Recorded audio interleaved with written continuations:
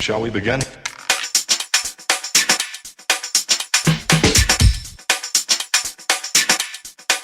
Let's begin now.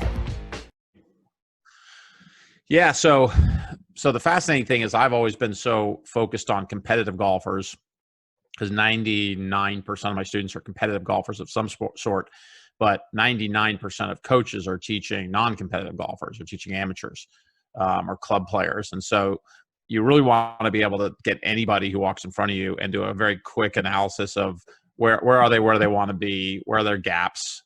It shouldn't matter what level of golf they are. And I'm really spent a lot of time in the last, month piecing that together, and a lot of it's priority list. A lot of it, we know kind of what the metrics need to be, but the priority list is the hard part. Like, do you worry about distance with a club player? Probably not. Yeah. Right. It's probably not a first order priority. Do you worry, about, approaches from 200 yards? Well, if they're playing the right tee boxes, probably not. Right.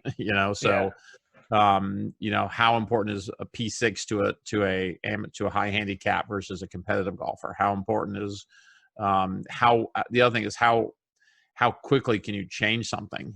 Can you change 3 putts faster than their greenside wedges with a high handicap? Probably. Yeah. Greenside wedges take a lot more work. How quick can you get the trend to change in the opposite direction? Which trends are tough to shift, and which trends are a little bit more malleable? Yeah, I mean, what I've seen with a lot of players is if there's one metric that doesn't change quickly, it's their scrambling metric. Scrambling tends to be very flat or very slow changes. Right. Okay. I've seen ball striking change quickly. I've seen putting change not as quick as ball striking, but I've seen it change. But almost every time I look at a player who's trending up or down, their scrambling is usually pretty flat. That's interesting. You know what I mean? So there's either at the high level, they've kind of squeezed as much out of it as they can. At lower levels, at higher handicaps, it'd be interesting to see if they can go from 10% scrambling to 25% in X amount of time, depending on what you work on. And for them, it might be a lot of just bad tee shots, just getting out of position, not being able to even get near the green on their second shot.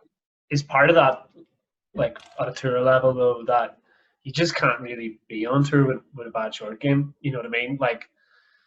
Yeah, that's what I mean. There's maybe 3 percentage points to play with between the last guy to keep his card and the top guy. Yeah. I mean, that's kind of a cost of entry. So I keep looking. Reggie's pushing my my curtains out of the way now. He's literally going under the curtains and pushing them out of the way, and it's fascinating to watch. I think having a good short game is a price of entry for the tour. So again, I don't think you're gonna see massive gains from anybody on tour. You see small incremental gains on short game, but then you take a high handicap who's not really practicing much and spending much time. How much can you realistically do there? I'm not sure, frankly, because I don't teach that. You know what I mean? But we're looking more and more at the stats across all levels of play and seeing what does move quicker and what does move slower. I think that's important to know. The nice thing would be, though, if you get more of the junior AJGA stuff, you can start to model. You could use a 12-year-old junior that's playing off a 7, 8 handicap, 10, 12, 14, 15 handicap. You can start to model them as what your average club golfer would look like, because it'll kind of look something similar. The lack of power of a junior would reflect the lack of flexibility and mobility of a 60-year-old, man or woman. You know what I mean? Yeah. Well, the difference is juniors. So I just pulled all the course, the yardages recently, which is fascinating. Let me pull it up again here. So I did kind of AJGA yardages, college, and tour. And, junior golf course length for boys is about 6,700 yards. Girls, it's about 5,900 yards. Right. Okay. Pre-college, so junior AJGA. What length do you think most 18 handicaps play? Are they playing 67? Or are they going higher? I don't know. Maybe around that 67 mark. I'm not sure many of them would choose to go back to the tips, or do you think that more of them play longer? No, I don't think many would go to the tips. I don't think many would go less than 67. Yeah, I know. Trying to play high 6,000s. Probably, yeah. 6,800, 6,900, 7,000 max. Yeah, 7,000 is your NCAA D1 men's average course length. So, college, 20-year-olds are playing 7,000, 7,100 yards, and then you've got 60-year-old, mid-handicap, high handicaps trying to play close to the same. It's just not even a fair fight. Yeah. So they should be down at that 6'7", 6'8" mark. They should be. I think most high handicaps should be down between 6 and 6'5". Oh, definitely, yeah, 100%. But you won't catch them doing it. You won't get maybe 6'5". You're not going to catch them lower than 6'5", though. I don't think. No. But it'll be interesting. Is Reggie at it again? No, Madison wants to go outside. Reggie has completed his task. He literally went right back to where I pushed the start button and parked himself there. His mapping is amazing. Like, he can be anywhere in the house and find his way back to his docking station, and he actually finds it, turns around, and backs into it like a car back to the garage. It is the craziest thing to watch. I'm recording this, so right on top of it. If I post any of this stuff on YouTube, then I'm gonna have to explain to people that Reggie's your robot that cleans the floor. He's not an actual person. That you're like, Reggie has completed his task. He's not. Reggie is under the curtain. Right.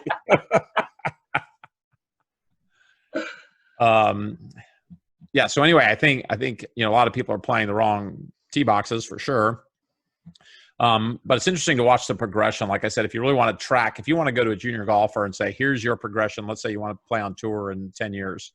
Here's how your course lengths change. Here's how your scoring changes. Here's how your birdies and bogeys and greens and impositions and putting and scrambling. Here's how everything has to progress to get to that level, and lay it out for them 10 years in advance, which I think we have the ability to do that now. Like, I was saying this to somebody the other day, and like the thing that I love about Gameforge more than anything else is, and the thing how it changed my coaching is that it's not an abstract, play around, collect your stat or do your data, and then we'll look at it again in 3 months. What it actually is it gives you, which is the most powerful thing in my opinion, it gives you a round by round task-based strategy to shoot a score. Do you get me? It's like, you're not going to, so say for example, somebody goes out and says, right, well, I want to break 70, so my goal is 69, right? And then they just start off like blindly going for a 69. Instead, they're going, okay, I want to shoot 69. Okay, well, so I'm going to have to make, my goal is to make 4 or 5 birdies. Going to have to go for 3 of the par 5s. I'm going to have 7 in positions. I'm going to have to make sure that the conversions are up at 75%. So yeah, I need 13 or 14 greens. I need at least 50% scrambling. And so each area of the game, you have a very specific goal on. Yeah, so and that's how you get there.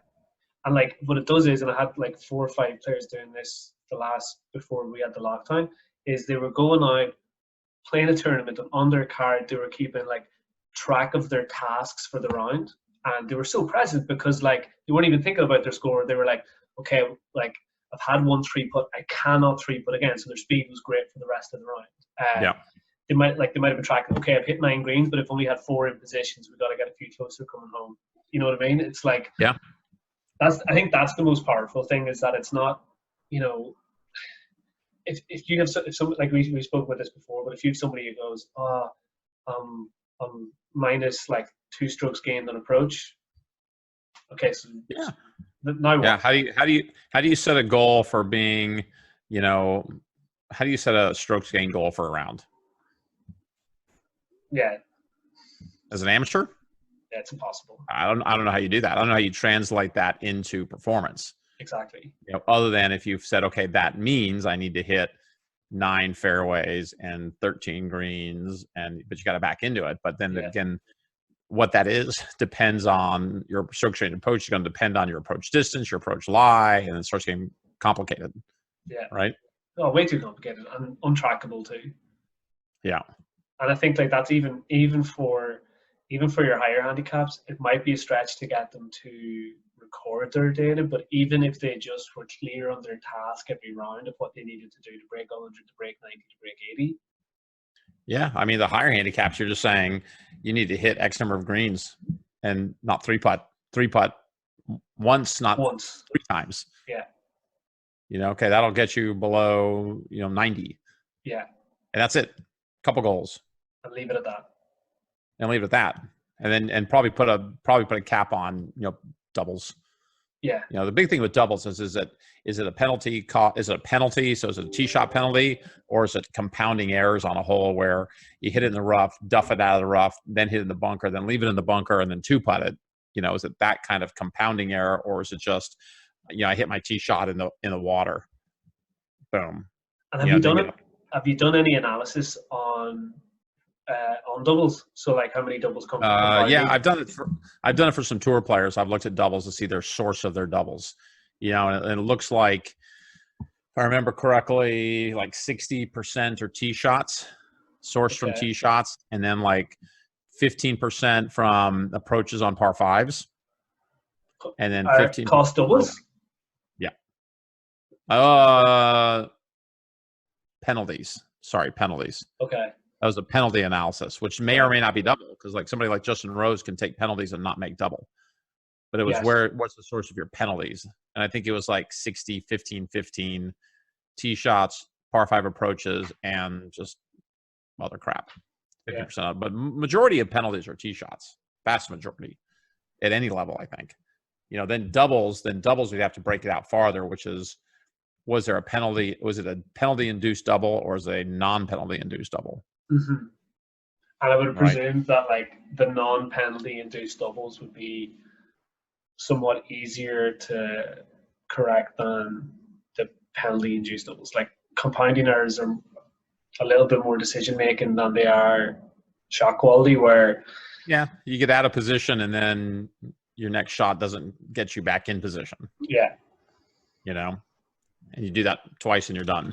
Yeah. Something like that. So, the timeline you were talking about, you're saying like, well, if a junior, like, having the ability to map out a 10-year progression for a junior from junior golf to professional golf. Sure. Yeah. What do you think that looks like, and how realistic do you think it is to present that to a kid? I think it's very, very realistic. I mean, I think you say, what age are you? What's your ultimate goal? Is it just to play college golf? Is it to play D1 college golf? Is it to play PGA Tour? And they all say PGA Tour when they're young, right? But it's like, okay, here's what you have to be doing. Here's what you have to be doing by 18 years old. Here's what you have to be doing by 21 years old, 22 years old. Start now. And I think the good thing is that A, it gives them very clear goals, very, very clear goals, but B, it shows them they've got to develop their whole game. You can't sit there and just be banging tee shots. You're not going to get there if you suddenly go, oh, there's 6 or 7 key areas. I've got to develop all of them, and I've got lots of time, but I need to develop all of them. Ball striking seems like ball striking at the junior and college level comes first. It gets good before putting and short game get good. Right. Okay. So the ball striking gets to a standard that is. Yeah, ball striking gets to a pretty good standard, definitely by college golf. I mean, college golf technically, and it's partially course setup and pin positions and things like that, but college golfer has more opportunities than tour players. In other words, they put themselves in position. They're able to get in position to make birdie more often than a tour player is. The tour players convert at a much higher rate. Okay. So college golfers get low scores through really good ball striking and decent putting, whereas tour players, they get knocked back on their ball striking. So you go on tour, they say, well, if you're used to 8 opportunities around, you're going to get 6 now, because everything's harder. Yeah. Right. Pins are harder. Rough is harder. Courses are longer. Courses are 200-300 yards longer. So the only way to get to that same score is by short game and putting. The only way to get that. Right. So there's a big, huge change in how you create that score from college to pro golf. That's right. And if you're not ready for that, then you're screwed. And that's probably why the guys who dominate college golf can seemingly make the transition a little bit easier, because when their scores are adjusted for tour golf, it's still good enough to compete. Yeah. You know what I mean? It's like if their scoring average in their last year of college is like 68 point something, and you adjust that by a stroke and a half or 2, they're still probably still keeping their PGA Tour card. Whereas if your stroke average is like 72 in college and you adjust it, you're never keeping your card. Never. Well, it also might explain why you get some very high-end college golfers who are shooting very low scores that never make it on tour, not a day on tour, and you get some who go out and win very quickly or keep their cards and have a very long career. And maybe it's part of it might be the composition of how they create that score. If you're purely a ball striker and don't have much of a short game in putting, you can be a very, very good college golfer. But that starts to break down on tour, because whatever your ball striking is, they're going to just lop some right off the top. They're going to say, whatever you're used to, we're taking some off of that. And if you can't make up for it with your short game, then you're just not going to get where you need to get. That's so interesting. The other thing as well, like when I remember speaking to Alan Swanton at home here, and we spoke about like the ultimate goal to get is like performance by design instead of by chance. So like a player is able to design their performances as opposed to just like leaving it up to fate or to the gods or whatever. But like I'd imagine if you asked any decent, the majority of decent like 14, 15-year-olds, what do you think a 69 looks like in terms of greens, fairways, opportunities, scrambling? I'm not sure many would know. Yeah, and you have to know that.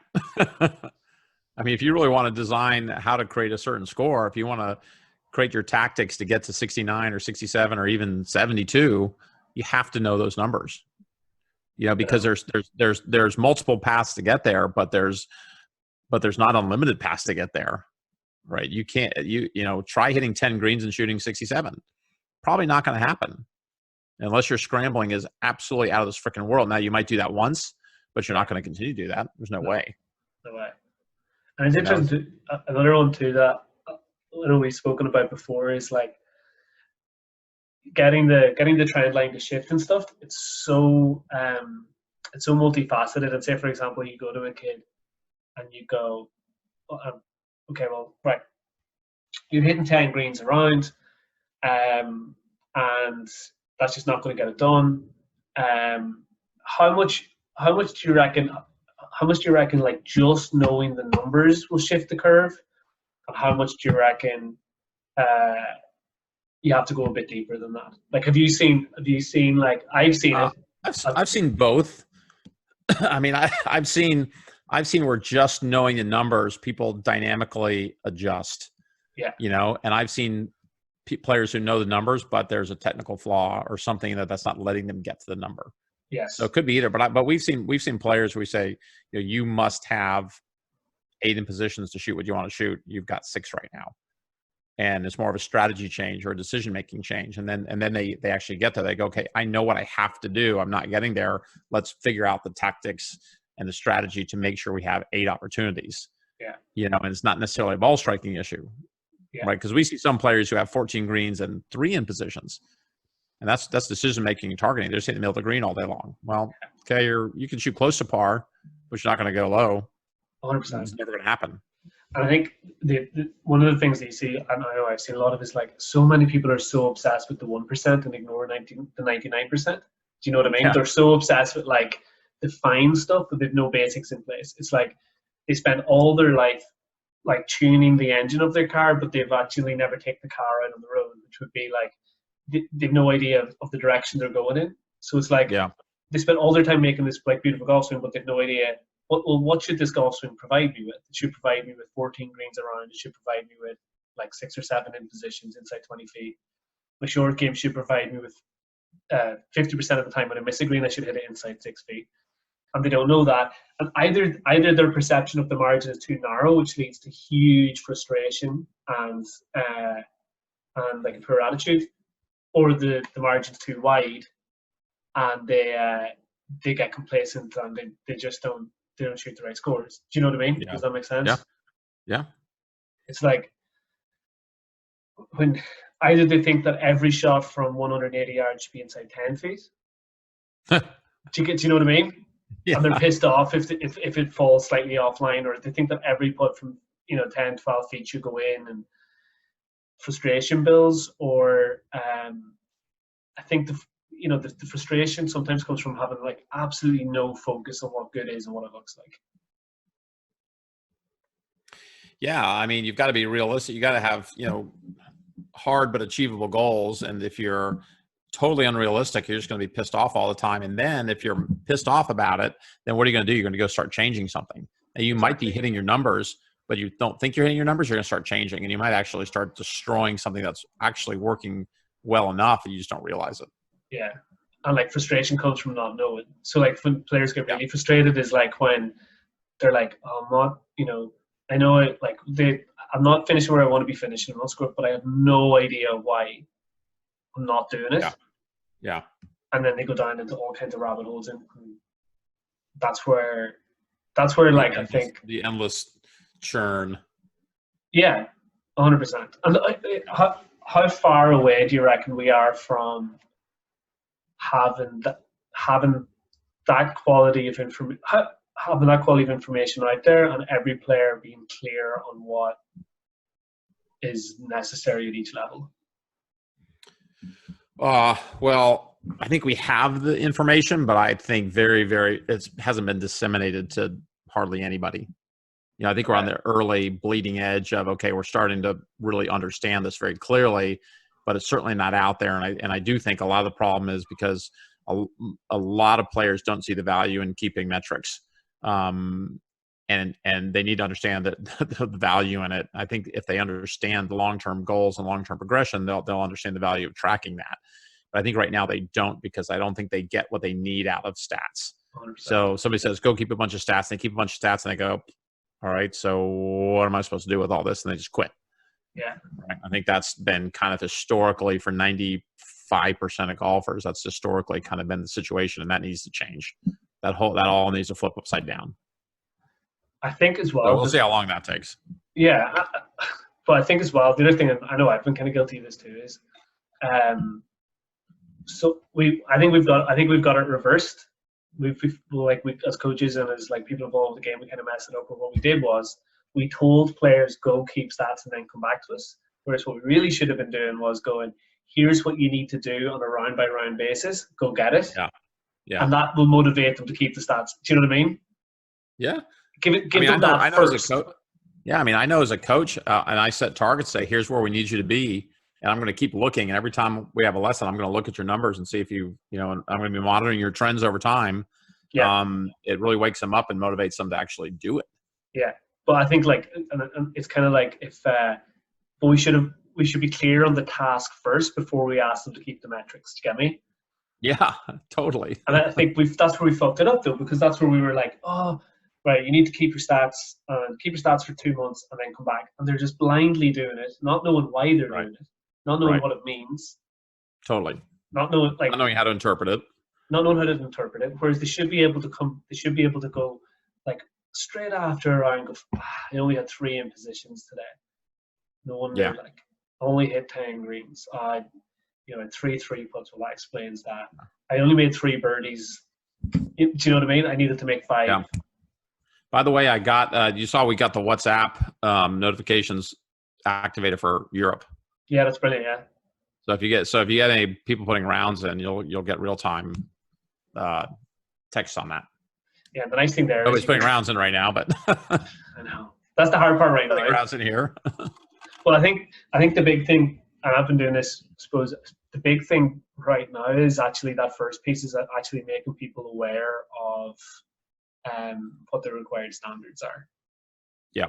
I think there's a real good chance to get clear on that before we start asking people to input and record the data. Yeah. Yeah, I agree. So anything else pop up in terms of the different levels that you're interested in at the minute? Yeah, the biggest thing is just how movable are they? In other words, yes, we need you to scramble better. But is that a short-term fix, a medium-term fix, a long-term fix? So it's really, to me, prioritizations, and they change over time. They change with level, and just having a really good idea of what those, how to prioritize those. Okay. And then secondarily, what we're looking at, which eventually will be really important, is which drills and what way to practice changes those the quickest. Yeah. That's the biggest thing. That's one of the biggest things we're looking at in Gameforge right now, is just how can we tie how you practice to changes in your metrics, and understand what drills work, how often do you have to do them, do you do a variety of drills or the same drill, how much do you mix in simulations and competitions, and just kind of what's that optimal mix to move you faster. And that's one thing that I don't think's ever really been looked at real systematically on a broad scale. And the hard thing is tracking it. Like even right now, there's like like there's so many players out bashing balls and they're like into the net in the backyard and puts on a map, but like how much of that is Yeah, actually and you need tracked? data to do it. You need data. So people need to be recording all their practice sessions, and some are very good about it, but a lot aren't.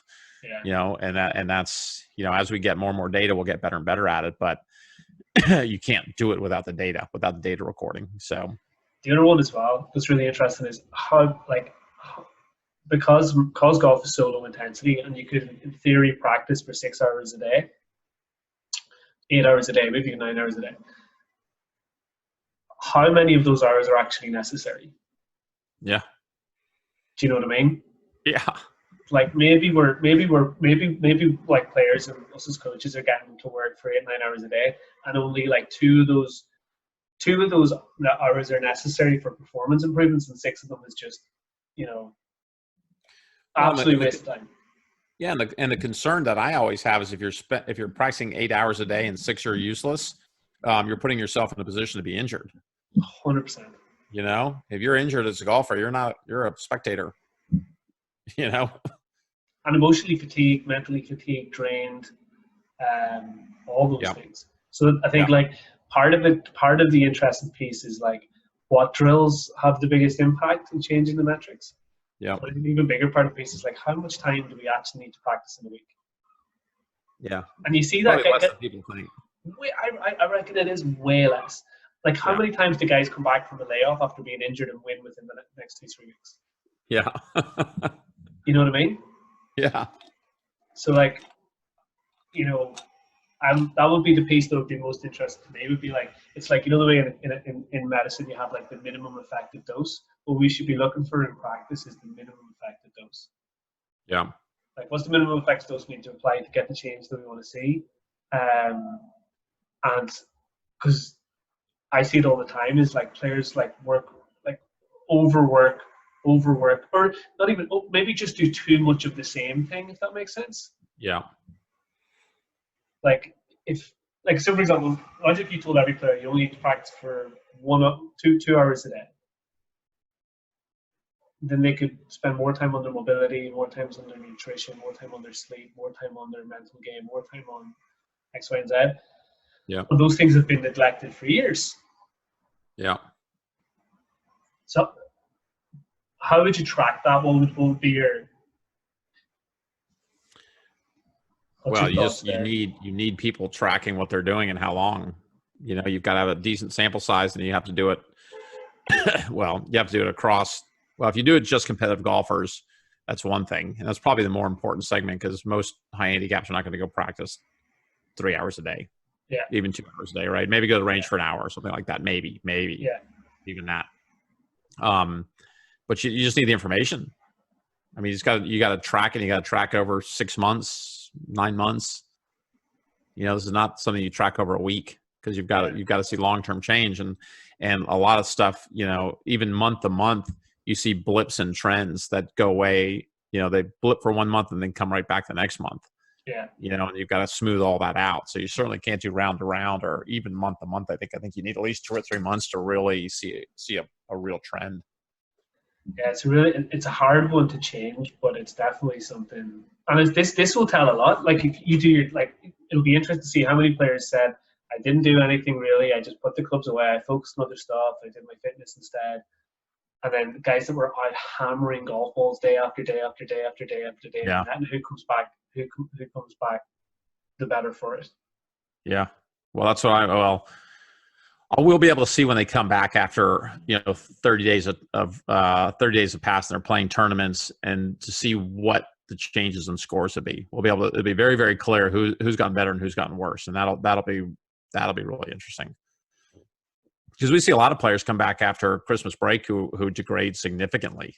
I would say on PGA Tour, if there's any time of year where you see people really degrade, it's between November and January.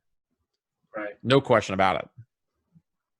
You know, so not everybody does it, but a lot of players really degrade in that couple month period, and then they get back in the swing of things by March.